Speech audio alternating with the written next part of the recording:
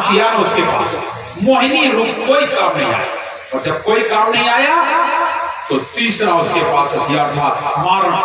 मारण का मतलब अष्टभुजा, हाथ खप्पर, तमाम तलवार लेकर के काली का रूप बना के सदगुरु कबीर को दौड़ पड़ी। और जैसे विशाल रूप बना के बस दौड़ी, साहब बोले तू पागल है क्या, ये क्या कर रही है? अरे माया महाठगी नम जानी, तो ठगनी नहीं महाठगनी है। माया महाठगी नम जानी, त्रिगुण फांस लिए कर डोले और बोले मधुरी वाणी, और माया महाठगी नम जानी, तू महाठगनी है। ये जो रूप दिखा रही मुझे, ये तेरा रूप किसी काम का नहीं। मेरा शरीर भयभीत होने वाला नहीं, ये नाश होने वाला नहीं। मेरी तो काया शब्द रूपी है, ना ही देही दर्शे देही कहे कबीर हम सब से नहीं। मारण रूप को दिखा के दौड़ी साहब के वीर की ओर, और जैसे दौड़ी साहब बोले पगला न जा, ये शरीर नाशवान नहीं है, नष्ट नहीं होने वाला, जा विष्णु जी के पास भाग जा। जैसे का विष्णु जी के पास भाग जा, आप लक्ष्मी और शर्मिंदा हुई, तू हथियार बेकार, दो हथियार देकर चले गए। पहला तो मैंने मोहिनी रूप बनाया और मेरे बड़े बड़े लोग मेरे मोहिनी रूप में फंस जाते और इनको कोई फर्क नहीं पड़ा। चलो नहीं सही तो मारण रूप बना लिया, विशाल रूप बना लिया, अब तो फंस जाना चाहिए डर के कारण, भय के कारण। लेकिन ये तो भय भी नहीं इनके अंदर, डर भी नहीं, फिर भी कह रहे हैं जा जा भागा विष्णु जी के पास जा। लक्ष्मी बोली अब तो गड़बड़ हो गया। तीसरा हथियार है और वो हथियार है उच्चाटन। उच्चाटन का मतलब जादूगरी, बुद्धि खराब कर देना, बुद्धि भ्रष्ट कर देना। तो उसने तीसरा हथियार जादू की पुड़िया साहब के वीर के ऊपर चला दिया। और जैसे जादू की पुड़िया चलाई, वो उसकी जादू की पुड़िया ऊपर निकल गई, साहब के पास ही नहीं पहुंची, नजदीक नहीं पहुंची। और जैसे साहब के पास नहीं पहुंची, उसकी जादू की पुड़िया व्यर्थ हो गई।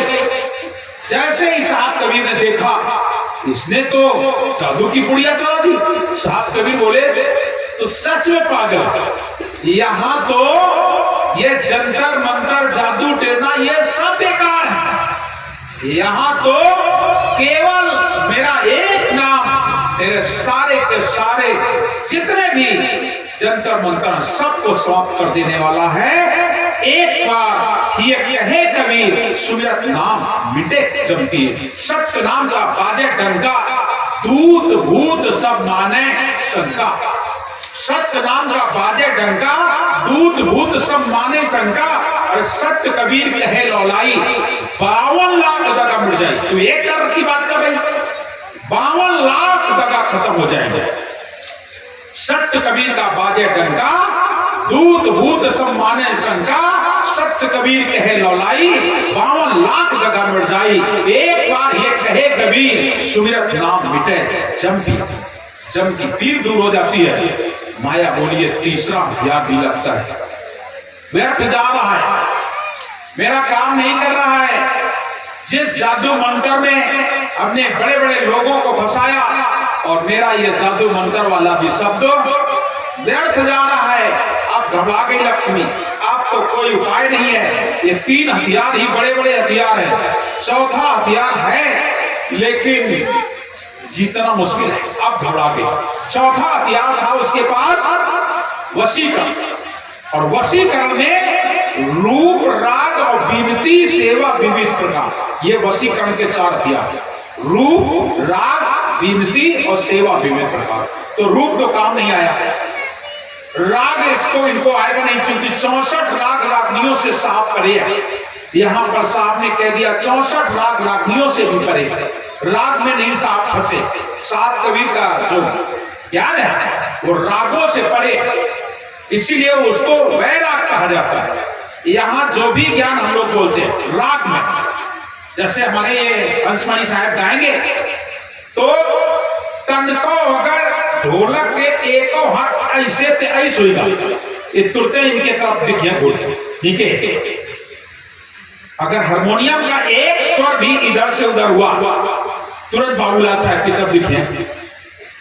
हारमोनियम इधर उधर जा रही, मतलब ये राग में गाने वाले, इनको राग सुर और ताल बिल्कुल मिलना चाहिए, तब इनका मस्ती आवत।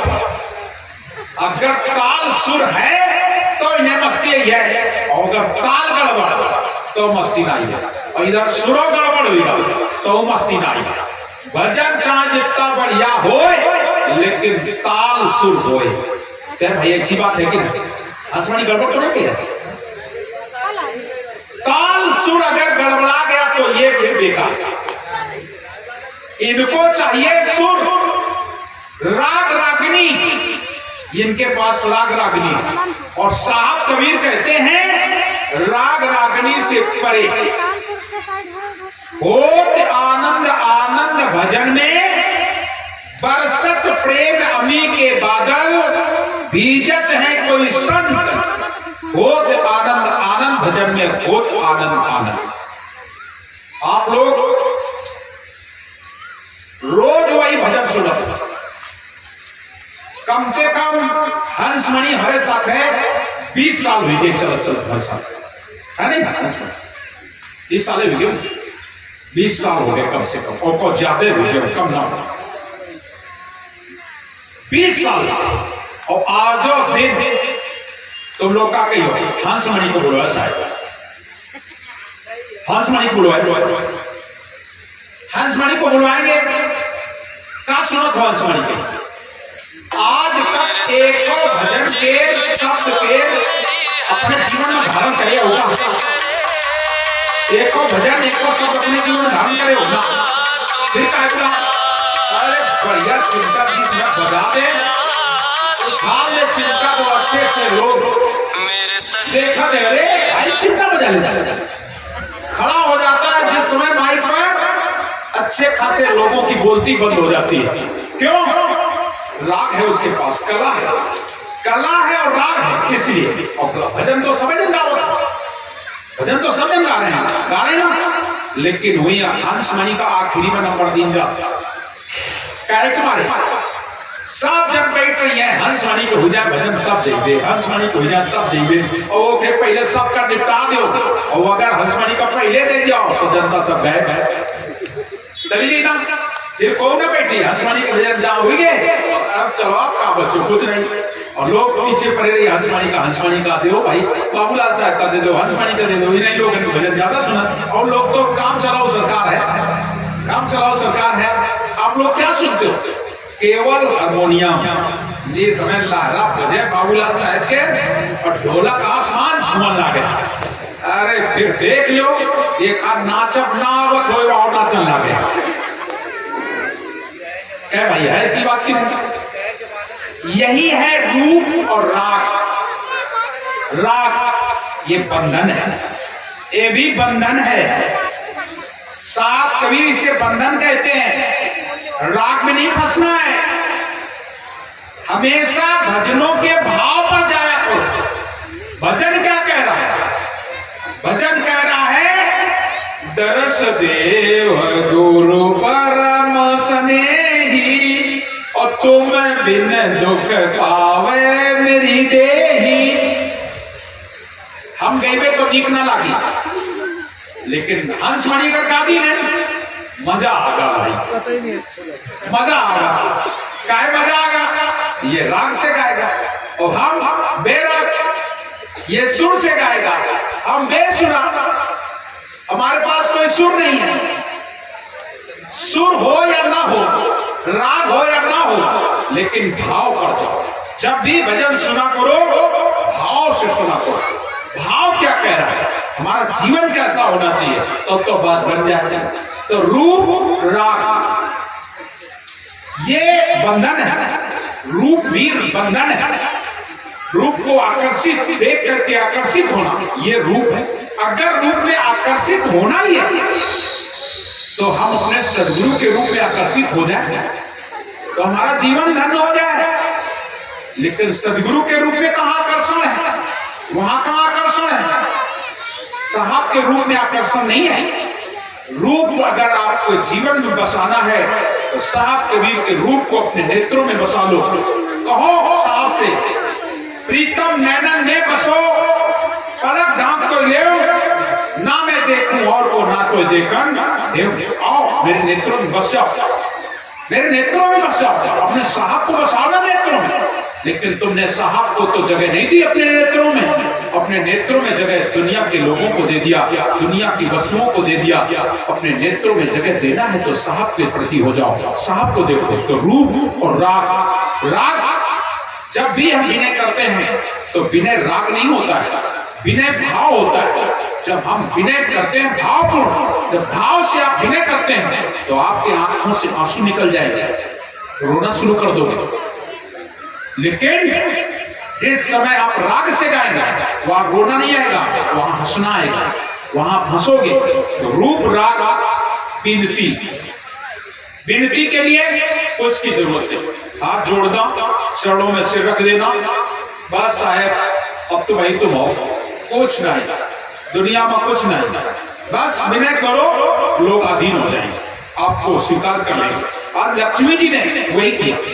कुछ नहीं बचा है, 3 हथियार व्यर्थ चले गए, केवल एक ही बचा है।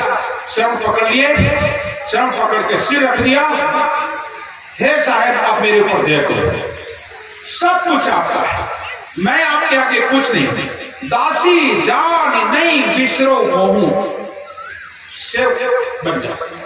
दासी जान नहीं बिसरो मोहू, मोह पर कृपा करो बढ़ जाओ, मेरे ऊपर बड़ी दया कर दो, आप मुझे दासी समझ करके स्वीकार करो। जैसे कहा दासी जानकर स्वीकार करो। साहब कबीर कहते हैं विनय करना शुरू कर दिया। साहब बोले तेरे लायक मेरे पास कुछ है नहीं और तू फिर भी पीछे पड़ी है, अच्छा बता तुझे क्या चाहिए, मांग ले। जैसे कहा तुझे क्या चाहिए, लक्ष्मी समझ गई शायद कुछ मिल जाए, लेकिन यहाँ मिलना कुछ नहीं है, क्योंकि साहब के पास तो कुछ है नहीं, और जो है वो हम पा नहीं सकेंगे। अगर वो पालेंगे तो हम संसार में नहीं रहेंगे, हम तो लोग चले जाएंगे। तो हाथ जोड़ के बोली कुछ नहीं चाहिए, बस इतना चाहती हूं कि अपन नाम और हमारा नाम इस दुनिया में पैदा कर, बस अपन नाम और हमारा नाम एक साथ जोड़ के इस दुनिया में पैदा कर, बस इतना। साहब बोले अब इतना तूने सब कुछ किया, जा ये भी तेरा कर दूंगा, ये भी कर दूंगा। वही आज इस दिनों होली का समय आ गया है। इस घटना के पीछे 3 घटनाएं जुड़ती हैं, याद रख लेना। एक मुनिंद्र कबीर के आने की घटना, दूसरा लक्ष्मी जी की घटना, और तीसरी घटना जो देसी लोग थे